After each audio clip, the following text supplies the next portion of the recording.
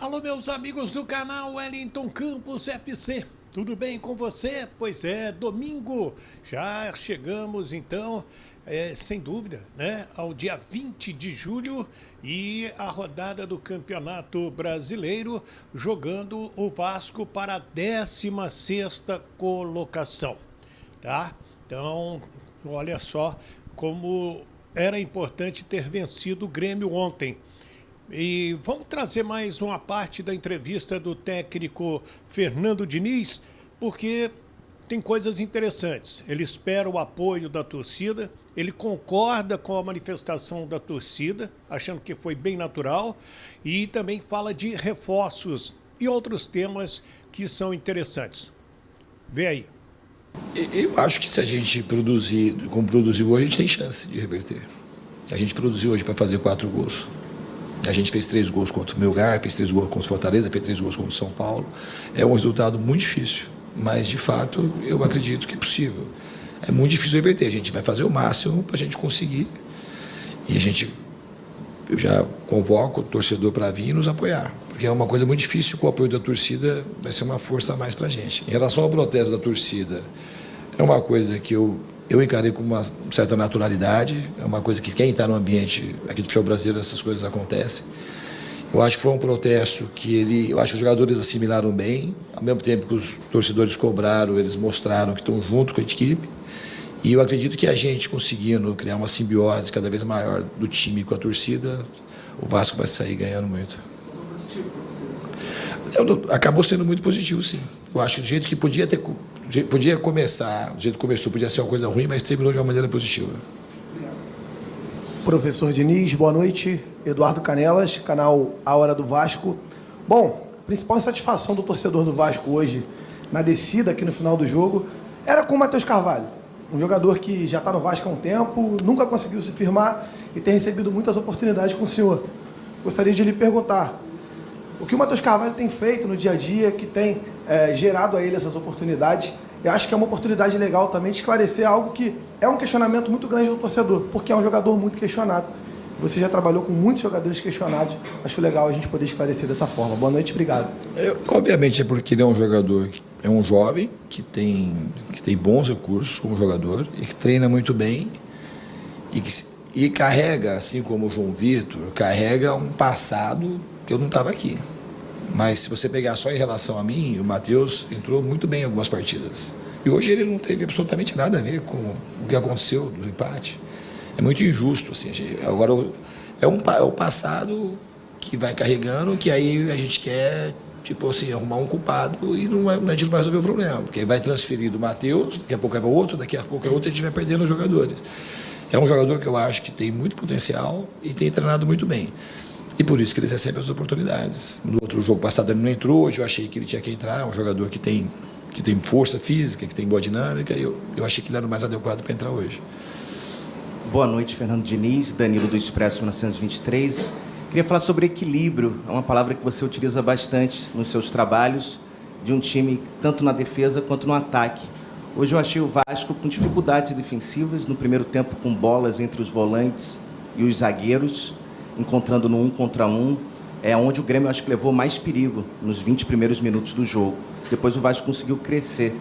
Você teve a paralisação para o Mundial, são o 10º jogo seu no completo pelo Vasco da Gama. Como é que você está vendo esse elenco em relação à parte defensiva especificamente? Os zagueiros foram vaiados hoje. E uma segunda pergunta, se me permite, sobre Benjamin Garré. Era um dos jogadores que você falou que ia avaliar nessa pausa. A gente já teve 2 oportunidades que ele poderia ser encaixado na ausência do Coutinho hoje, por exemplo, lá em Quito também, e ele não apareceu. Você consegue ver o Garré em que posição atualmente? Obrigado. O Garré, especialmente, eu acho que ele pode, eu acho que ele tem uma característica de jogar mais por dentro, tá? Mas ele veio talvez contratado para jogar de extremo. Ele pode jogar de extremo e pode jogar por dentro. Um jogador que tem uma característica que tem uma certa semelhança com o Nuno Moreira. E ele era uma das opções para entrar hoje no jogo. Podia ter colocado ele, em vez de colocar o Cocão, podia ter colocado o Lloyd direto, que era um jogador de velocidade mais parecido com a saída do David. Então ele tem treinado, às vezes eu coloco ele no time titular para treinar junto, é uma questão na hora da decisão, achei o melhor de colocar o Matheus. Em relação ao sistema defensivo, a gente não teve problemas entre linhas hoje. As poucas oportunidades que o Grêmio teve foi a gente perder bola no meio do caminho e tomar transição, bola de contra-ataque. Foi onde eles tiveram uma ou outra oportunidade. E eu concordo que foi mais no começo do jogo. Mas não foi uma coisa específica dos zagueiros. A gente perde uma bola no meio do caminho, vai acabar sobrando no zagueiro mesmo. Acho que eles, ao contrário, acho que eles conseguiram dar conta de alguns lances que a gente estava mais exposto, eles conseguiram levar vantagem sobre os atacantes do Grêmio. Boa noite, Diniz, Sérgio do podcast Cruz Maltino. Desculpa, eu vou voltar ao tema Cocão, porque quando o David se machuca, você coloca o Matheus Carvalho. Ali, no momento do jogo, você pode ter pensado alguma coisa, mas você tinha, como o amigo falou, o Garré, o Estrela para manter a pressão que o Grêmio sentiu. A conversa nossa na cabine era: o Grêmio sentiu o jogo, a qualquer momento o Vasco faz o gol. E nessa sua substituição, o time recuou. Não estou falando que foi ideia sua, mas o time recuou. A verdade é essa. Queria saber se você não via, de repente, a opção de um Estrela, o Garré, o próprio Lloyd, para manter a pressão em cima do Grêmio. Não, acabei de falar que podia ter entrado, mas o time não deixou de fazer pressão, muito pelo contrário. O Tietê consegue fazer mais pressão do que qualquer um desses jogadores, porque é o jogador mais treinado para fazer, ele trabalhou comigo, acho que vai somar tudo há 5 anos. Então o Tietê fazia pressão, o time andou para trás, porque andou para trás de maneira equivocada. Se tivesse colocado o Lloyd ou o Garré, o time ia andar para trás do mesmo jeito. Não foi por conta de mudança. Isso agora fica uma coisa, engenheiro de obra pronta, que é uma coisa que a gente discute no futebol brasileiro o tempo todo. E depois disso, essa pergunta ela é válida se a gente tivesse, depois que eu fiz a mudança, tivesse terminado, a gente teve mais 4 chances para fazer gol. Se tivesse feito 3-1, se essa pergunta ela ia ser mencionada. Oi? Nesse momento, mas aquilo ali você acha que tem a ver com. Esse já era o contrário do que você está falando. Esse já ia tomar porque a gente estava muito lá na frente, fazendo muita pressão. Então. Mas assim, o debate ele é bom quando o resultado. Mas eu não teria o problema de virar debate. Se a gente discutir as coisas que acontecem no jogo e não o resultado do jogo, para mim está tudo bem. O time recuou, por exemplo, e não tem nenhum problema. E é bom para a gente esclarecer, não tem nenhum problema assim do que eu vejo. A gente pegou uma bola com o Ryan, o time todo atrás, e deu um chutão lá para frente, o time tinha um monte de gente para trocar passe. Aí o Nuno pegou uma outra bola e chutou lá para frente, cheio de gente para trocar passe. Falando de 2 caras técnicos que estavam ali. Então, isso que faz o time ficar lá atrás. Não foi nada do Matheus Carvalho entrar.